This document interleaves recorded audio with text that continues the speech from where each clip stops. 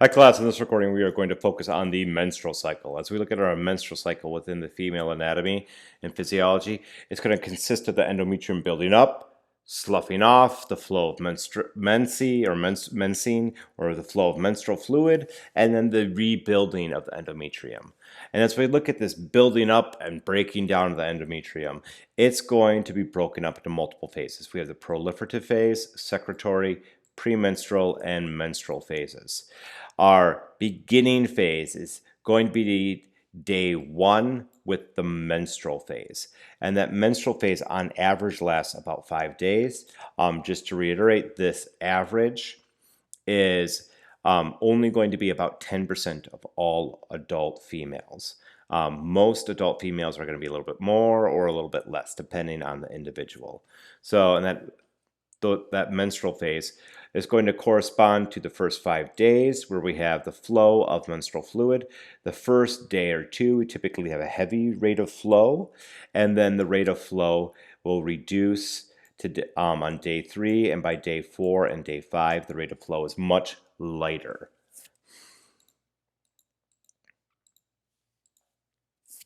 Now, as we're looking at the proliferative phase, this is the second phase of the menstrual cycle and corresponds to the rebuilding of the endometrium, where we have cells from the basal layer of the endometrium are going to be rapidly dividing and correspond to the cells of the functional layer to rebuild.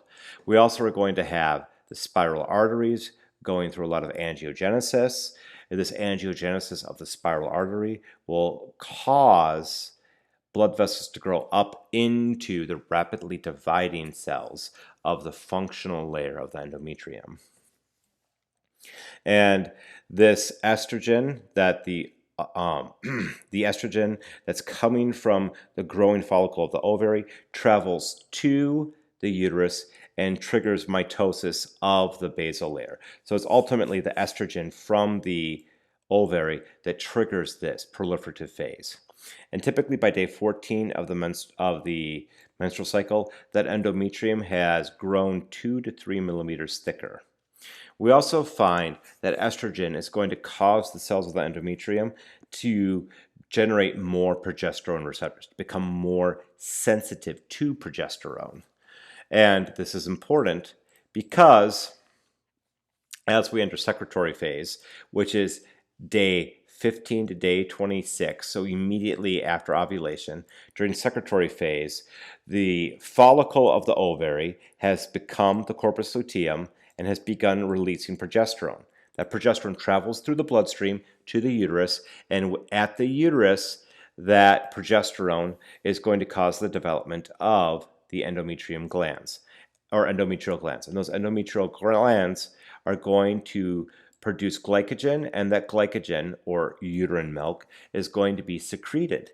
And the endometrium, in terms of thickness, has now expanded to 5 to 6 millimeters of thickness. So it's much thicker during this phase. So now we have a very soft, very wet, very nutritious, very warm site for the blastocyst to implant, that fertilized egg to implant within the inside of the uterus. After secretory phase, we have the premenstrual phase. And this premenstrual phase corresponds to a decrease in progesterone concentrations. So here we have this black line represents ovulation. At ovulation, the concentration of progesterone goes up dramatically. And as that concentration of progesterone goes up dramatically, that causes the development of the uterine glands. During the premenstrual phase, these last 2 days, days 27 and 28, the corpus luteum is going to atrophy and turn into the corpus albicans within the ovary. And as the corpus luteum transforms into the corpus albicans, it releases less progesterone. And as we have less progesterone, we are going to find that the uterus, the endometrium of the uterus, starts to have necrosis occur. And we have necrosis of the functional layer. And as that layer starts to die and slough off, the female will begin to experience menstrual cramping. And as the dead layer, the necrotic endometrium, mixes with blood from the degrading spiral artery and serous fluid from the endometrial glands, It forms a liquid referred to as menstrual fluid. And that menstrual fluid builds up for 2 days before it begins to flow out. And the moment it begins to flow, we reset with day 1. And that mensing, or menstrual phase, it will correspond to the release of that blood and necrotic tissue from the vagina. And this really isn't related to the class in general, but I remember the people my wife and I bought our first house from, their last name was Menzies. And I remember I learned their last name was Menzies when we were in the bank wearing wearing our business suits and we're there to sign our mortgage documents. And my wife and I found out their name was Menzies.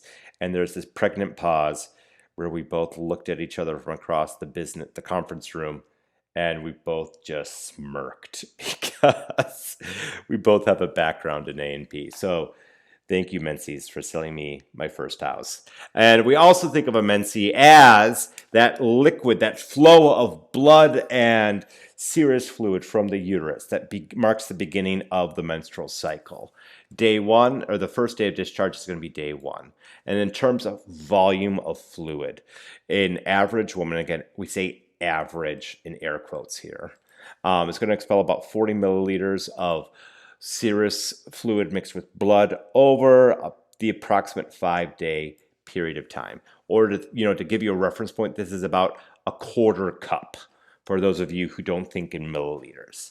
This this menstrual fluid, this menses, contains fibrinolysin. Fibrinolysin is a enzyme that lyses fibrin in the blood so that we can't have blood clotting occur, so that we don't have the blood, the menstrual fluid, the menses, build up within the uterus, so that can be expelled and minimize bacterial growth. That's all we have for this recording. If you have any questions or comments, please feel free to post them in the class discussion board. And as always, happy studies.